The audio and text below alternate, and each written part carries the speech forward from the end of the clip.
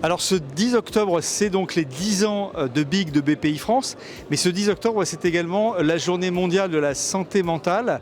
On fait un focus avec l'œil de l'e-santé sur l'apport du numérique dans la santé mentale, et pour cela, on a la chance d'accueillir le docteur Farah. Vous travaillez au ministère de la Santé et vous êtes en charge des grands défis du numérique pour la santé mentale, et donc ça nous semblait important d'avoir votre regard. Bonjour, merci pour l'invitation. Donc, je suis le docteur Lynn Farah.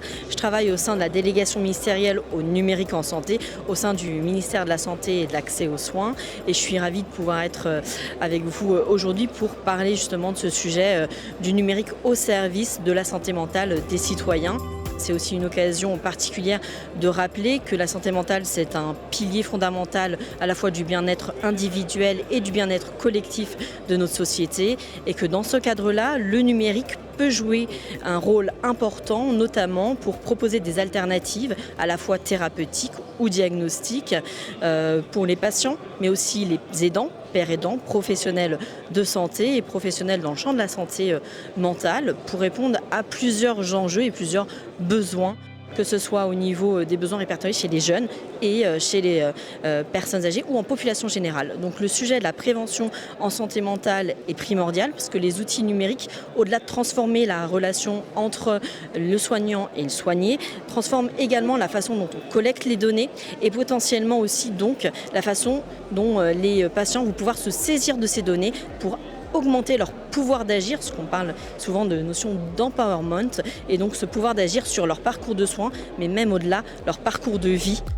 Et donc ces outils numériques, parfois qualifiés de dispositifs médicaux numériques, quand ils traitent des sujets de prévention, de diagnostic, de pronostic, de survenue de crise, dans les troubles psychiques également, voire de suivi. Beaucoup d'outils aussi sont développés sur la télésurveillance médicale en psychiatrie, peuvent permettre de proposer des alternatives pour accompagner des patients et répondre à des enjeux qui vont être ceux, d'une part, de la déstigmatisation, mais aussi de la question de l'accès aux soins, notamment dans les déserts médicaux, avec ces outils numériques qui sont associés aux outils déjà existants. Alors, docteur Farah, j'ai rappelé que vous étiez responsable des grands défis au sein donc, de la délégation ministérielle du numérique en santé. En quoi ça correspond en fait ces grands défis? Je veux dire pour bien sûr les citoyens, les patients, mais aussi peut-être les startups qui apportent des innovations dans ce domaine.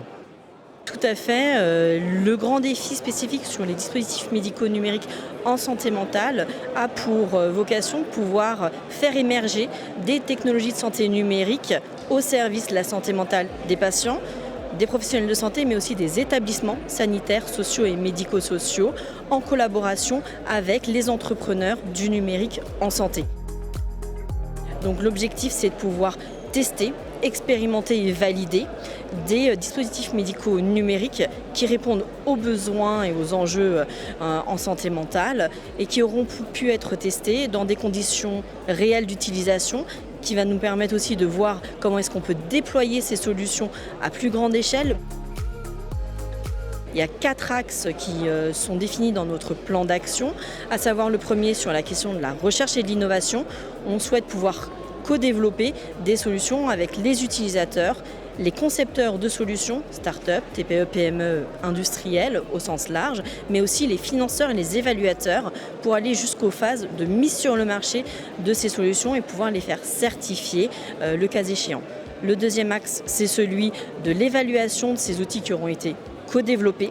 Donc on souhaite pouvoir générer des preuves qui s'appuient sur une méthodologie robuste, qui vont permettre derrière d'évaluer l'intérêt clinique, médico-économique, d'impact organisationnel, d'impact sur la qualité de vie, et derrière de pouvoir aussi implémenter les questions éthiques d'utilisation du numérique en santé mentale. Le troisième axe, c'est celui du financement de ces outils, pour pouvoir les intégrer de façon pérenne dans les parcours de soins, pour les outils qui auront démontré un intérêt et une valeur, et notamment dans le champ de la prévention en santé mentale. Et enfin, le dernier axe, c'est celui de la formation technique à l'utilisation de ces outils par les patients, les aidants, les professionnels et, au sens plus large, les établissements de santé. Docteur Farah, merci pour toutes ces précisions pour le numérique au service de la santé mentale.